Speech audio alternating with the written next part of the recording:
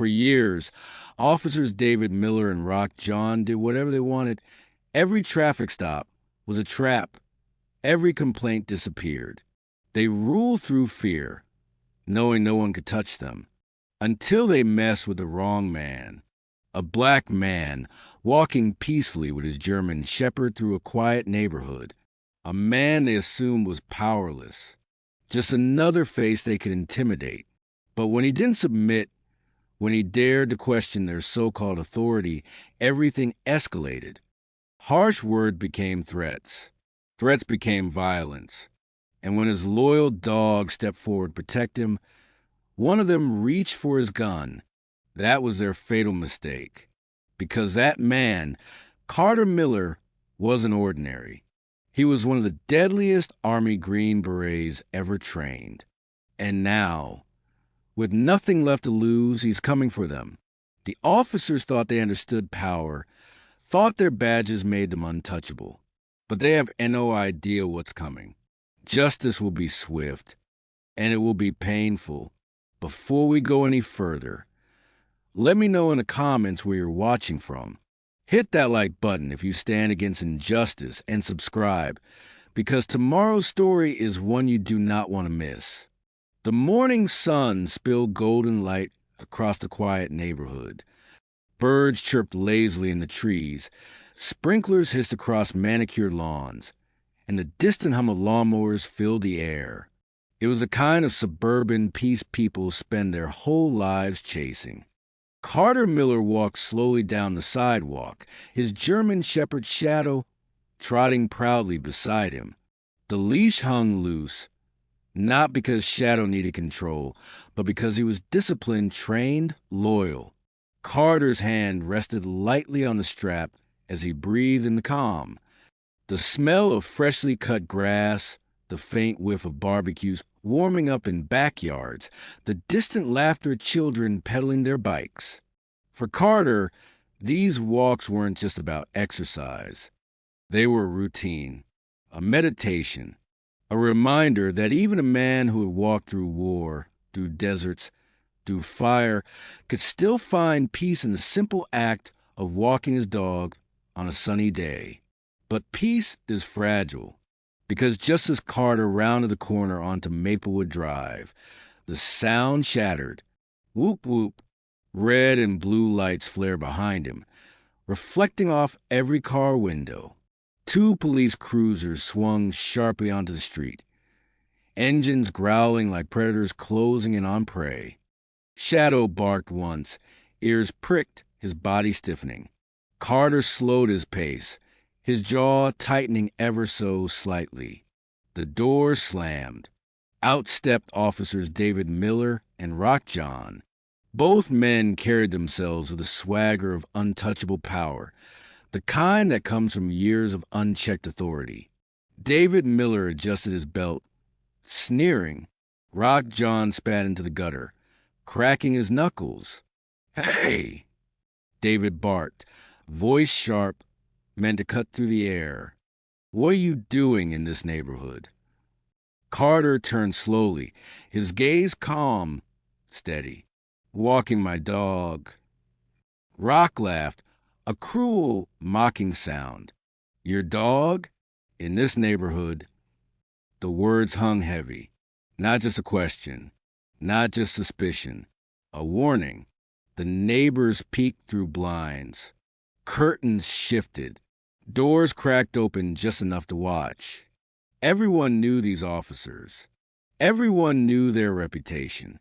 And everyone knew to stay silent. Carter's hand stroked the fur along Shadow's neck. A calming gesture for the dog and for himself.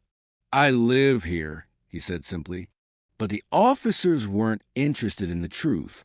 They never were. David smirked. "Funny. Don't remember seeing you around here. License. Now." Carter's jaw tightened. "Am I being detained?" The shift was instant. Rock's hand twitched toward his baton. David stepped closer, his eyes narrowing. The calm morning had just curdled into something darker. Harsh words became threats, and threats, if unchecked, would soon become violence. And standing loyally at Carter's side, Shadow growled low in his throat. He sensed it. The storm was about to break. The air grew heavier with every passing second. What had started as a quiet walk now felt like a trap snapping shut. Carter stood tall, his broad frame casting a long shadow across the pavement. Shadow, the German shepherd, stayed close, his ears pinned back, his body tense, ready. David Miller stepped closer, boots echoing hard against the sidewalk. His lips curled into a smirk. You people never learn, do you? Always got a mouth off, always got to play lawyer. Carter's voice was low, steady. I asked a simple question. Am I being detained? Rock John let out a mocking laugh, the kind that made your skin crawl. Hear that, Dave? Mr. Big Shot thinks he's got rights. He leaned forward, his face inches from Carter's. Newsflash, tough guy. Your rights are whatever we say they are. The neighbors watching through cracked blinds shrank back further, whispers spreading like wildfire. No one would step outside. No one would intervene. Not against these men. Shadow growled again, teeth bared just slightly, his loyalty burning like fire in his chest. David's hand drifted toward his holster. Control your mutt. Last warning. Carter knelt slightly, resting a calming hand on Shadow's shoulder. His voice softened. Easy, boy. Stay with me. But Rock wasn't interested in peace. He shoved Carter's chest, hard. The motion jolted Shadow, whose growl rose into a sharp bark. And that was all it took.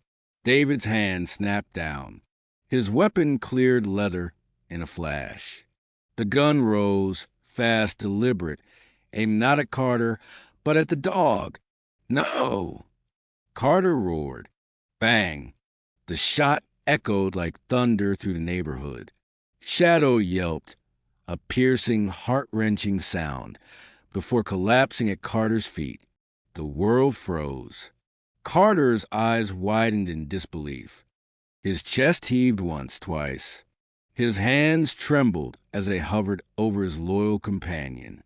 Shadow's eyes locked on his master's, even in pain, still trusting, still loyal. His tail gave the faintest wag, and then went still. No, Carter whispered, his voice breaking. His throat tightened as the weight of it crashed down on him. The officers didn't flinch, didn't apologize. Rock smirked. Should have kept your dog on a leash. The words sliced through Carter like a blade. And in that moment, something inside him snapped. The calm Green Beret who had walked quietly through the neighborhood, the disciplined soldier who had endured war and loss with quiet strength, was gone. What replaced him was colder, sharper, deadlier. Carter rose slowly, his fists clenched, his eyes like burning steel. His voice was no longer calm. It was a low growl that promised only one thing. You just made the worst mistake of your lives. The gunshot still echoed in the distance. Smoke curled from David's barrel. The smell of gunpowder clung heavy in the air. But the world around Carter had gone silent. His ears rang, his vision sharpened, his pulse slowed. Years of training, decades of discipline, took over. This wasn't Maplewood Drive anymore. This wasn't suburbia. In Carter's mind, he was back in the desert, back in the jungle, back in every war zone where survival meant seeing the world differently. Faster, sharper, clearer. David holstered his gun with a smug grin. That'll teach you. But when his eyes met Carter's, the smirk faltered. Because Carter wasn't broken. He wasn't pleading. He wasn't afraid. He was focused. Carter straightened slowly, his broad shoulders squaring, his jaw tightening. His gaze was locked, unblinking. the stare of a man who had seen death and learned to control it. "What the hell are you looking at?" Rock spat, suddenly uneasy. Carter's voice was low, steady, chilling. "You think you know power because you carry a badge. But real power," he stepped forward, each footstep measured, deliberate, "isn't given, it's earned. It's taken." David shifted, his hand hovering near his holster again. "Back up." I said back up. But Carter didn't stop. His words cut through the air like a knife. "Special Forces, United States Army, 12 years, 4 tours. You know what that means." The color drained from Rock's face. "You're military?" Carter's eyes narrowed. "Green Beret." The words hit like thunder. Whispers spread through the neighborhood. Faces disappeared from behind curtains, gasps escaping into the quiet air. Everyone knew what that meant. The deadliest soldiers alive, trained in unconventional warfare, masters of survival, combat, and strategy. And now, one of them stood face to face with 2 corrupt cops who had just killed his dog. Carter's fists clenched. His knuckles whitened. "You took the only family I had left." David barked out a laugh, but it was hollow now, forced. "What? You think being some washed-up soldier scares me? This is MY Town. My rules." Carter tilted his head slightly, his eyes burning with controlled fury. "Then your town is about to learn a new set of rules." The silence stretched. The tension was suffocating. And then Carter moved, fast, a blur of motion, trained, efficient, lethal. In a single step, he was on Rock, his hand twisting the officer's wrist until the baton clattered to the pavement. Rock cried out, staggering back, his arm bent at an unnatural angle. David fumbled for his gun, but Carter was already there, his other hand snapping forward, striking the nerve in David's wrist. The weapon slipped from his grip, skidding across the pavement. Carter didn't need weapons. He was one. And in that instant, the officers realized a horrifying truth. They hadn't just killed a man's dog. They had awakened a soldier who had spent his life perfecting the art of war. And now, all that skill was aimed at them. David stumbled backward, clutching his wrist, shock etched across his face. His gun lay useless on the ground, just out of reach. Rock groaned, his arm twisted, his baton abandoned. The cocky smirk that had lived on his face for years was gone, replaced with raw, quivering fear. "Why, you attacked an officer," David stammered, his voice shaking. "You're finished. Do you hear me? Finished." Carter's eyes burned with cold fury. "No, you're finished." The words hit harder than any punch, because for the first time in their careers, the power dynamic had shifted.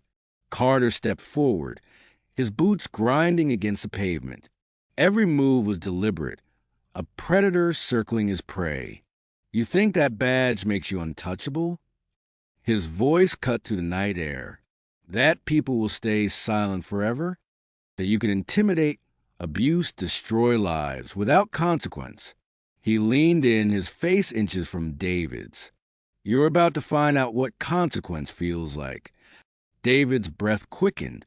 Rock tried to muster bravado, but his voice cracked. "You lay a hand on us, you're done. We'll bury you in charges. Resisting arrest, assault, attempted murder." Carter's hand shot up, gripping Rock's collar, yanking him close. His voice dropped to a whisper so sharp it felt like a blade. "I've been buried before. I've been shot, stabbed, starved, tortured. You think I'm afraid of your paperwork? I've faced armies, and I walked away. You won't walk away from me." Rock's knees buckled. His pride was shattering with every word. David made a desperate dive for his gun, fingers brushing the cold steel. But Carter's boot came down hard, pinning the weapon to the ground. David froze, his face pale. "That's mine now," Carter growled. He kicked the pistol away, sending it skidding into the shadows. Silence. Only the sound of heavy breathing. The cops panting with fear, Carter steady as stone.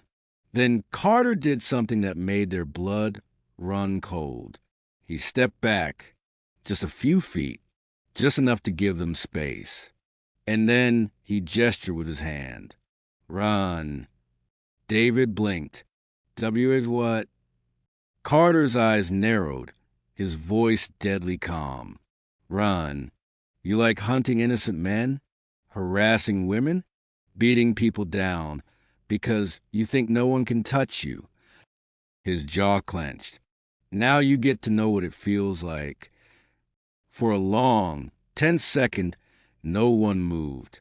And then David cracked. He bolted, sprinting down the darkened street.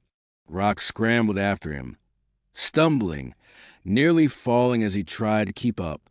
The neighborhood that had once been their playground, their kingdom, suddenly felt like a prison. Every shadow was a threat. Every sound made them flinch. Because Carter Miller, Green Beret, warrior, survivor, was coming for them. And when he found them, justice would not be kind. David and Rock tore down Maplewood Drive, their boots slapping against the asphalt, lungs burning with panic. The same street they used to patrol with swagger now felt endless, hostile, dangerous. Behind them, silence. No footsteps. No sound. But they knew he was there, somewhere in the dark, watching, waiting. David gasped between breaths. "He's just a man, just one man." Rock snapped, his voice cracking. "One man doesn't move like that." The words hung in the air like smoke. Because deep down, both of them knew. They hadn't been facing just a man. They'd been facing a weapon. A weapon trained by the U.S. military, sharpened by war, and now aimed directly at them. A sudden clang echoed from a trash can to their left. They spun, guns half drawn, but nothing was there. "He's toying with U.S.," Rock whispered, his hand shaking. David swallowed hard, his pride collapsing under the weight of fear. "Split up. We'll flush him out." It was a mistake. They veered in opposite directions.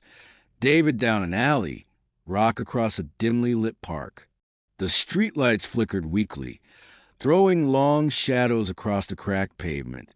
Rock's chest heaved, his ears straining for the faintest sound. He fumbled with his radio. "Dispatch! Officer requesting backup, corner of..." A voice came from the darkness. "Backup won't save you." Rock spun, but Carter was already there. A flash of motion, a hand striking his wrist. The radio clattered to the ground. "You like cornering men when they're alone?" Carter's voice was low, calm, but deadly. "Let's see how you like it." Rock swung wildly, desperate, but Carter moved like water, smooth, precise. A strike to the gut, a knee to the chest. Rock hit the ground hard, gasping for air. Carter knelt beside him, his shadow falling over a broken officer. "You spent years making this neighborhood afraid of you. Tonight, you'll feel every ounce of that fear yourself." Rock's eyes darted, pleading, Please?" But Carter was already gone. Like a ghost, Rock lay writhing, clutching his ribs, the sound of his own ragged breathing the only thing left. Across town, David stumbled into a back alley, chest heaving, eyes darting wildly. His pride, his authority, his smug arrogance stripped away. All that remained was a terrified man, running from someone he could never truly outrun. A faint scrape echoed behind him. David whipped around. Show yourself. Nothing. Just shadows. Then a whisper at his ear. I am. David spun, gun raised. But Carter's hand was faster, knocking the weapon aside, twisting his arm until David dropped to his knees with a cry. You thought you could decide who lives, who suffers, who matters, Carter hissed, tightening his grip.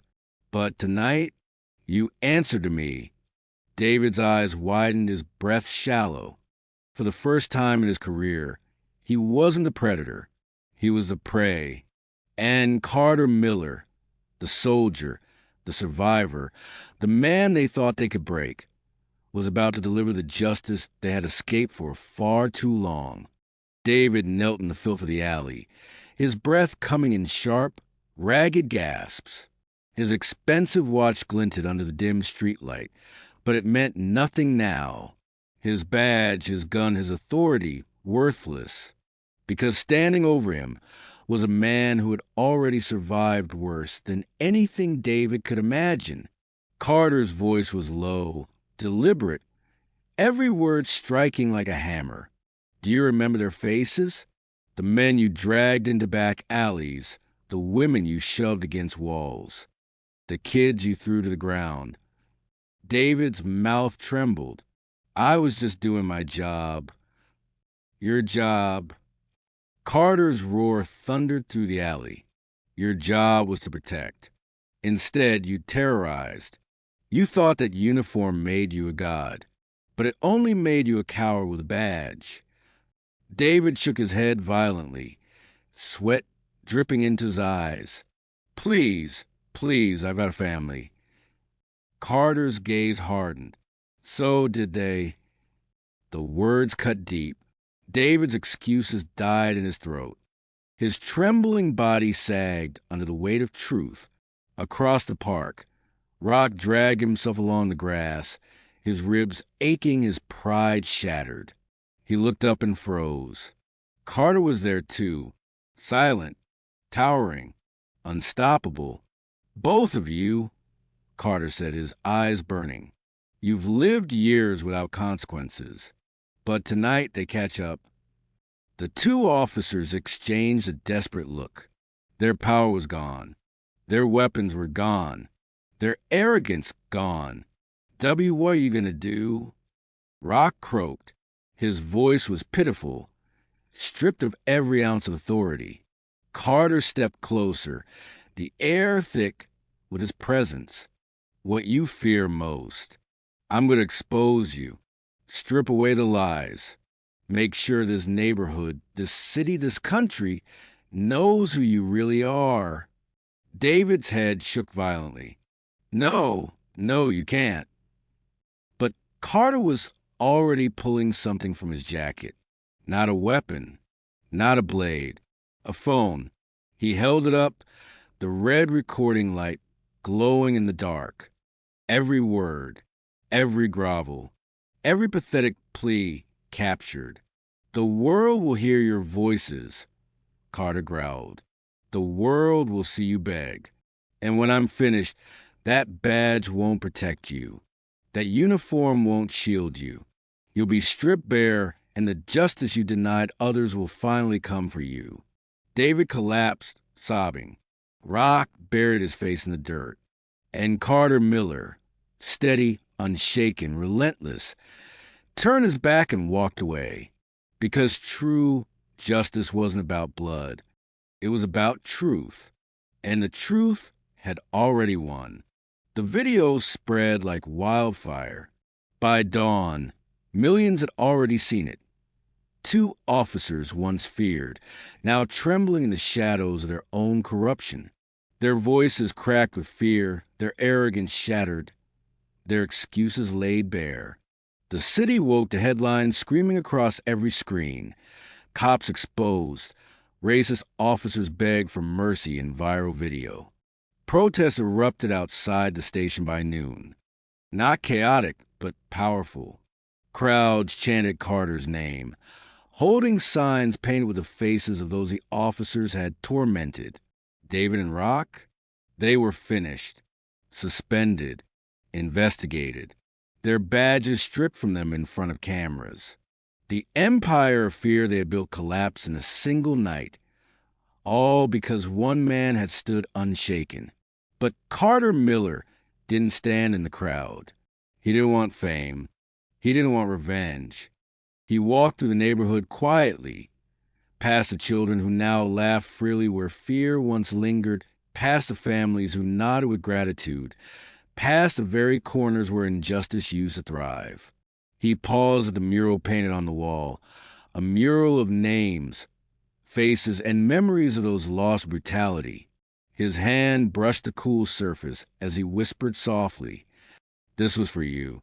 And then he walked on, because for Carter, justice was never about glory. It was about balance. It was about truth. And the truth had spoken louder than hate could ever scream. If this story shook you, share it, because the louder we tell the truth, the faster injustice crumbles.